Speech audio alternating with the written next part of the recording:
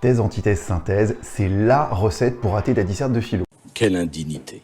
Certes, ton grand 1 développe une thèse. Or, ton grand 2 ne peut pas être l'antithèse du grand 1. Si je dis grand 1 oui, grand 2 non, alors tout ce que j'avais dit en grand 1 était faux. Pour trouver le grand 2, dis que le grand 1 admet des limites. Par exemple, cette thèse n'est pas valable à toutes les époques, pas pour tous les hommes, etc. Et pire, le grand 3 n'est jamais la synthèse du grand 1 et du grand 2, c'est-à-dire un mix des deux. Le grand 3 doit apporter du nouveau. La thèse du grand 2 admet peut-être des limites, ou alors on va tenter de dépasser l'opposition grand 1, grand 2. Exemple avec le sujet de bac, peut-on se libérer de sa culture? Grand 1, la culture détermine la manière dont l'individu s'insère dans le monde, or le déterminisme, c'est le contraire de la liberté. Grand 2, cependant, l'individu semble parfois capable de s'émanciper de sa culture. On a bien montré que le grand 1 admettait des limites. Grand 3, l'individu peut même, en prenant conscience qu'il est acteur de sa culture, la transformer.